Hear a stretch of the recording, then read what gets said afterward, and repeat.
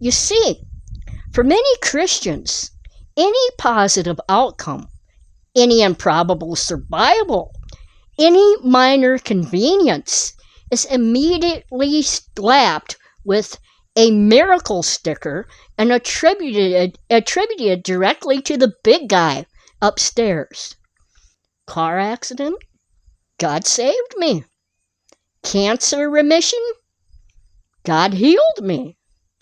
Found a parking spot at the mall?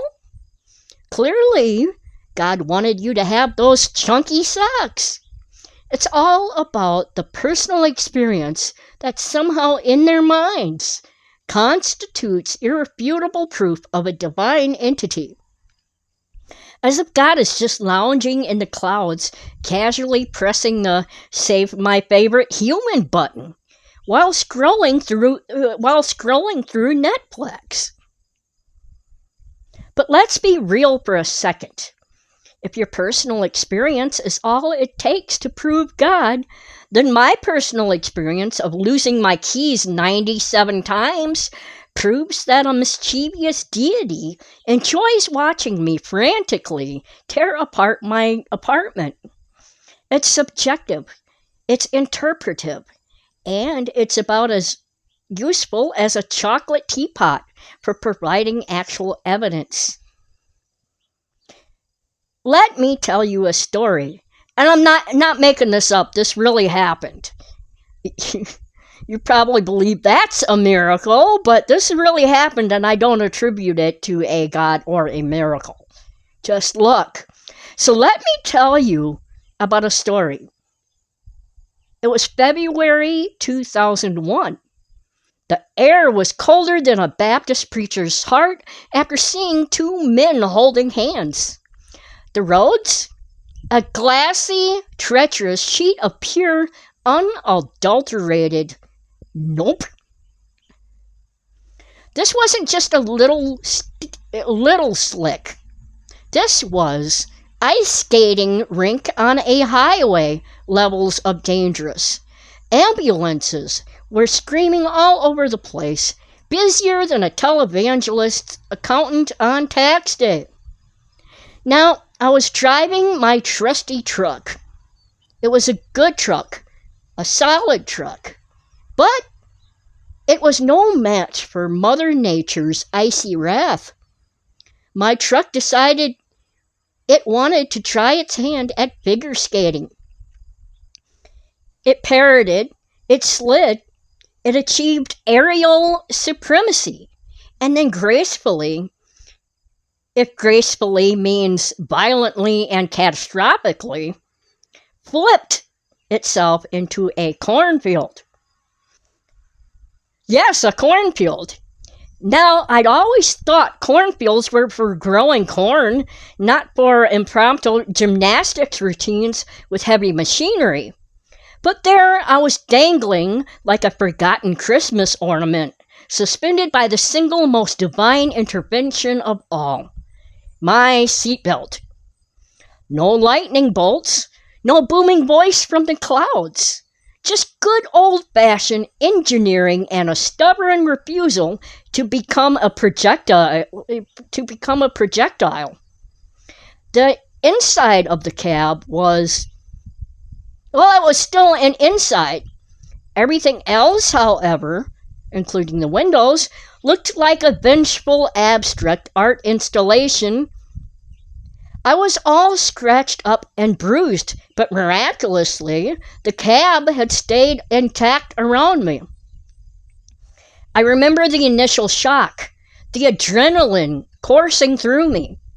I was hanging there, upside down, staring at the stalks of dead corn and broken glass, thinking, well, this is interesting. Eventually, someone came to let me out of my seatbelt and out of the truck, and I was taken by ambulance to the hospital for testing. They poked, they prodded. The verdict?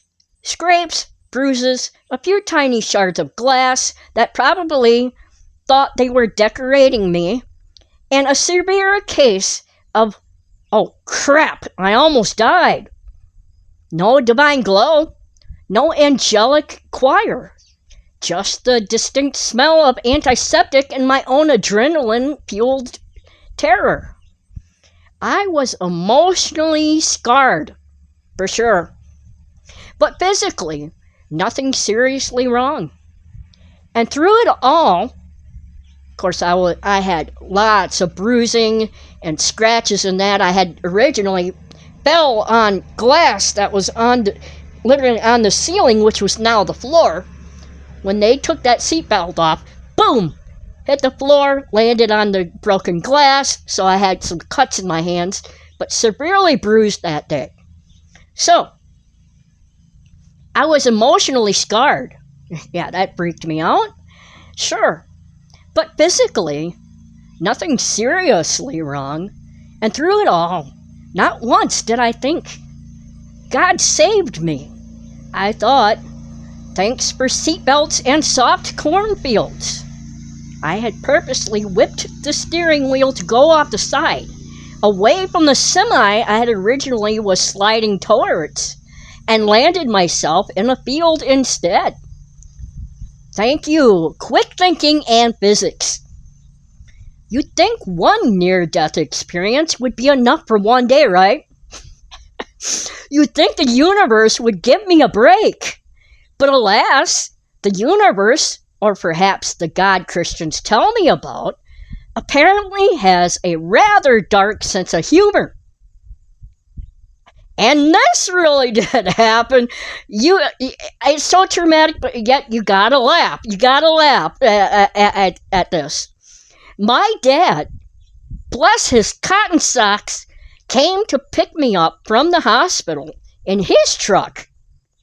We're driving along, minding our own business, probably discussing the merits of proper tire tread. I don't know, I can't remember what we were discussing. When bam! Deja vu hit me harder than a ton of bricks. We slid, and mind you, this is really funny because it was the same ambulance that took me to the hospital. That my dad, when he slid, that ambulance was going by, he slid bam into it and then flipped and down into the ditch. True story that happened. You had to laugh. It was hilarious. And we were both left hanging upside down by our seatbelts with that one. And then that ambulance stopped by, saw me in a hospital gown, and they were laughing. So we slid, we flipped, and suddenly, for the second time that day, I found myself doing an impression of a human pendulum, hanging upside down by my seatbelt. Only this time, it was his truck, and it landed on its top as mine had done. Only instead of landing in a cornfield, we were down deep into a ditch by the side of the road. My grand total for the day, 2 trucks totaled, 2 near-death experiences, 0 divine interventions, and a growing suspicion that maybe the universe just had a weird sense of humor or a vendetta against pickup trucks. Again, the seatbelt saved my life. And again, no serious injuries beyond the superficial. Now, if a benevolent, all-powerful God was pulling the strings here, orchestrating these miracles, what kind of celestial puppet master thinks the best way to show love is to put you in 2 horrific accidents in one day? So, oh, I love you so much, my child, I imagine him saying, that I'm going to repeatedly threaten your life with airborne vehicles, just so you can appreciate the fact that I, maybe occasionally if I feel like it, pull you out of immediate peril. That's not love, folks. That's a toxic relationship with an omnipotent sadist. If God wanted to save my life, why wouldn't he have kept me from having those accidents in the first place?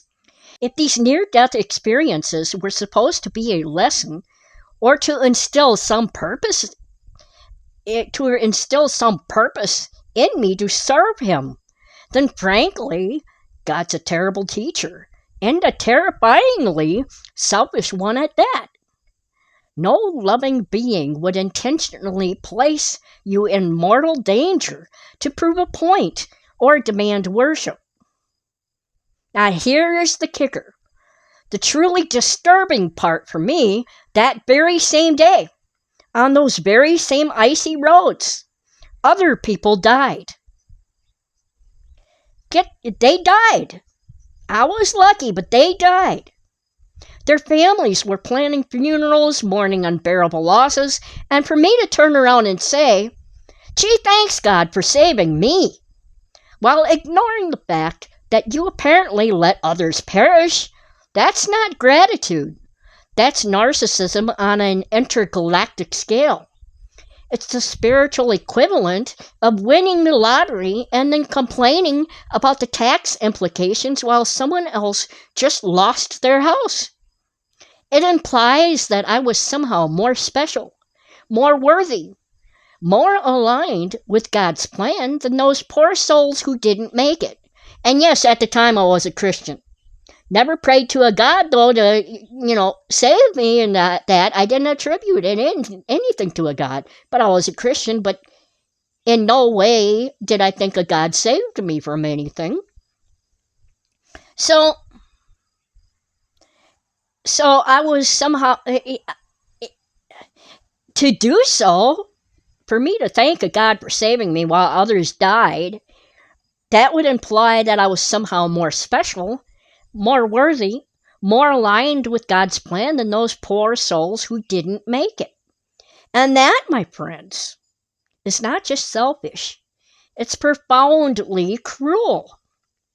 Instead of thanking some imaginary sky daddy for playing favorites, I did something truly human.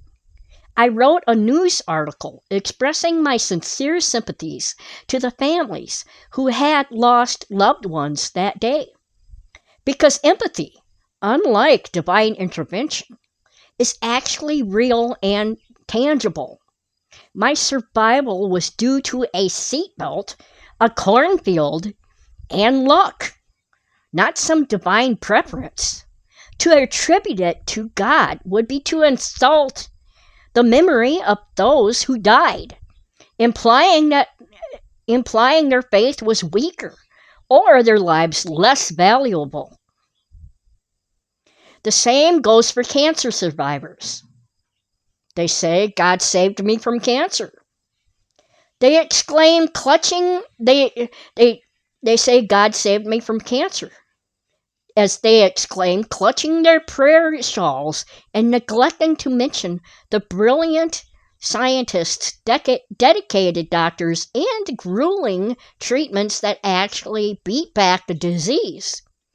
Meanwhile, my own father, a man who prayed with the fervor of 1,000 holy rollers, a man who believed with every fiber of his being, succumbed to the cancer. In fact, he suffered with it. He died miserably. So what? God just decided to call him home, but keep you, the equally faithful survivor, around? Was Dad not faithful enough? Did his prayers not have enough spiritual oomph? Did God just prefer your brand of worship? The idea is not just absurd, it's deeply cruel to the memory of those who didn't make it, implying their faith was somehow lacking or their suffering was deserved. How incredibly selfish is it to claim God saved your life when others, just as faithful, just as deserving, die of the very same disease?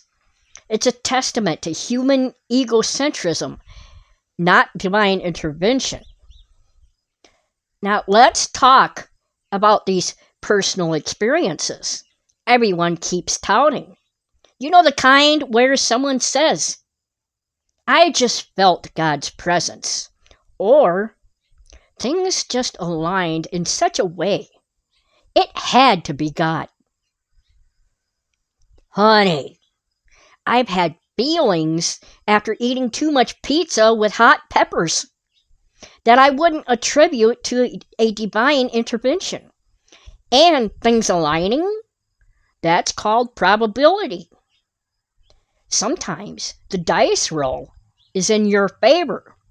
Sometimes they don't.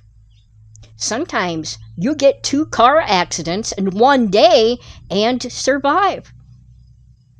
The core issue is that you interpret an event through your pre-existing belief in God. You don't find God because of the event. You fit the event into your God narrative. It's like finding a sock under the couch and declaring it proof of the sock goblin. You already believe in the sock goblin, so any missing sock just confirms your bias. Without that initial belief, the personal experience is just an experience, a coincidence, a lucky break. They say, it was a miracle. The doctor said I shouldn't have survived. And I say, it was a rare occurrence. Statistics allow for outliers. Just because something is improbable doesn't make it supernatural. If I flip a coin 100 times and it lands on heads 90 times, it's weird. But it's not God's doing. It's just a statistical anomaly. Maybe a faulty coin, or I'm accidentally a wizard, but not God. Even if an event is incredibly rare, even if professionals say you couldn't possibly have survived, and you did, that's a rare occurrence, still within the realm of the natural world. It just means the odds were incredibly low, but not zero.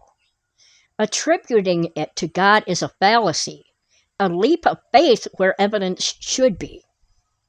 Furthermore, if God is truly outside of time and space, as many Christians claim, a supernatural being interfering in our natural world to, say, lighten your traffic or help you find your car keys, wouldn't that cause a little more chaos?